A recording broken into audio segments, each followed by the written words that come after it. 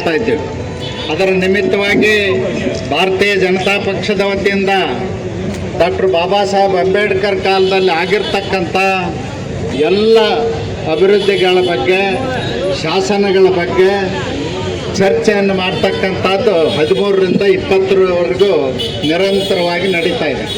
ಅದರ ಅಧ್ಯಕ್ಷರಾಗಿರ್ತಕ್ಕಂಥ ಮಾನ್ಯ ಶ್ರೀ ವಿಜೇಂದ್ರ ಅವರು ಬೆಳಗ್ಗೆ ಮಹಿಳೆಯರನ್ನ ಕರೆದು ಮಹಿಳಾ ಮೀಸಲಾತಿ ಬಗ್ಗೆ ಮತ್ತು ಡಾಕ್ಟರ್ ಬಾಬಾ ಸಾಹೇಬ್ ಅಂಬೇಡ್ಕರ್ ಜಯಂತಿ ನಿಮಿತ್ತವಾಗಿ ನಮ್ಮ ಭಾರತೀಯ ಜನತಾ ಪಕ್ಷದ ವತಿಯಿಂದ ಇಡೀ ದೇಶದಾದ್ಯಂತ ಹಾಕ್ಕೊಂಡಂಥ ಕಾರ್ಯಕ್ರಮಗಳ ಬಗ್ಗೆ ಸಭೆಯನ್ನು ನಡೆಸಿ ಇಂದು ಸಂಜೆ ಡಾಕ್ಟರ್ ಬಾಬಾ ಸಾಹೇಬ್ ಅಂಬೇಡ್ಕರ್ ಪುತ್ಥಳಿಗೆ ಮಾಲಾರ್ಪಣೆ ಮಾಡಿ ಪುಷ್ಪಾರ್ಚನೆ ಮಾಡಿ ದೀಪೋತ್ಸವಕ್ಕೆ ಚಾಲನೆಯನ್ನು ಕೊಟ್ಟಿದ್ದಾರೆ.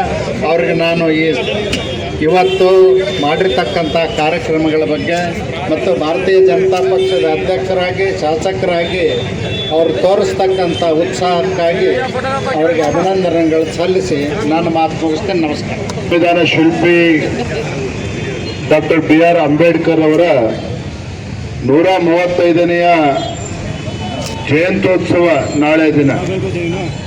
ಈ ಅಂಗವಾಗಿ ನಮ್ಮ ರಾಷ್ಟ್ರೀಯ ಅಧ್ಯಕ್ಷರಾಗಿರುವಂತಹ ನಿತಿನ್ ನವೀನ್ಜಿಯವರ ಅಪೇಕ್ಷೆಯಂತೆ ದೇಶದ ಹೆಮ್ಮೆಯ ಪ್ರಧಾನಮಂತ್ರಿ ನರೇಂದ್ರ ಮೋದಿಜಿಯವರ ಅಪೇಕ್ಷೆಯಂತೆ ಇಡೀ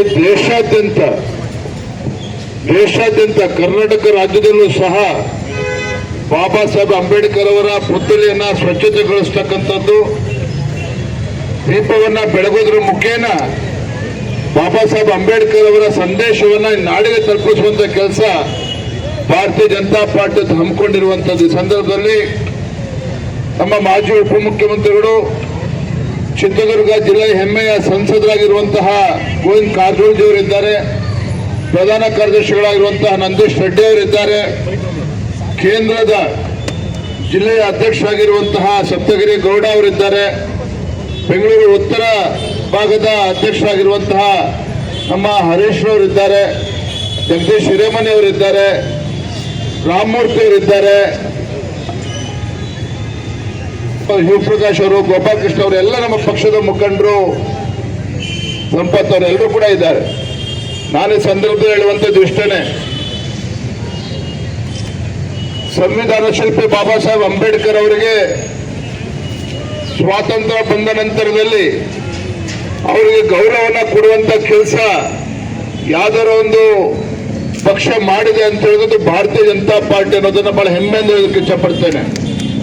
ಬಾಬಾ ಸಾಹೇಬ್ ಅಂಬೇಡ್ಕರ್ ಅವರ ಜನ್ಮಭೂಮಿಯನ್ನ, ಅವರ ಕರ್ಮಭೂಮಿಯನ್ನ ಮತ್ತು ಲಂಡನ್ ಅಲ್ಲಿ ಶಿಕ್ಷಣ ಪಡೆದ್ರು ಆ ಒಂದು ಪವಿತ್ರ ಕ್ಷೇತ್ರವನ್ನ ಇವತ್ತು ಅವರ ಎಲ್ಲ 5 ಪವಿತ್ರ ಕ್ಷೇತ್ರಗಳನ್ನ ಅಭಿವೃದ್ಧಿಪಡಿಸಿ ಆ ಪುಣ್ಯಾತ್ಮ BR ಅಂಬೇಡ್ಕರ್ ಅವರ ಏನು ಕನಸಿತ್ತು ಅದು ನನಸಾಗ್ತಕ್ಕಂಥ ನಿಟ್ಟಿನಲ್ಲಿ ಒಂದು ಆಡಳಿತ ನೀಡ್ತಾ ಇರ್ತಕ್ಕಂಥವ್ರು ಈ ದೇಶದ ಹೆಮ್ಮೆಯ ಪ್ರಧಾನಮಂತ್ರಿ ನರೇಂದ್ರ ಮೋದಿಜಿ ಅವರು.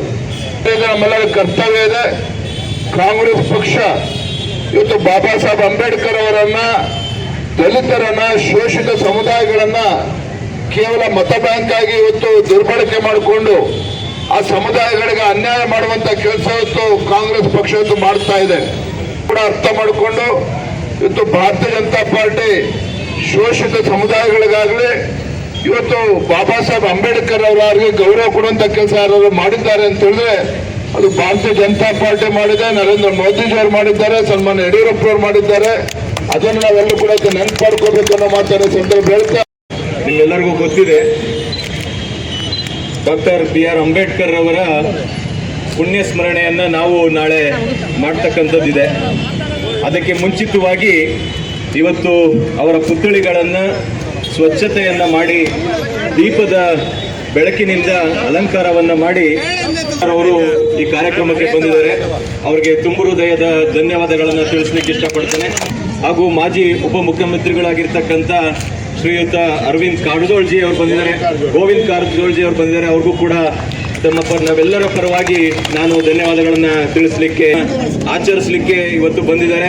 ಎಲ್ರಿಗೂ ಕೂಡ ಧನ್ಯವಾದಗಳನ್ನು ತಿಳಿಸ್ತೀನಿ. ಮುಂದಿನ ದಿನಗಳಲ್ಲಿ ಗಾಂಧಿನಗರ ಕ್ಷೇತ್ರದಲ್ಲಿ ನಾವೆಲ್ಲರೂ ಬಿಜೆಪಿಯ ಪತಾಕೆಯನ್ನ ಹಾರಿಸಲಿಕ್ಕೆ ನಾವೆಲ್ಲರೂ ಇವತ್ತು ಒಂದು ಸಂಕಲ್ಪವನ್ನ ಮಾಡೋಣ.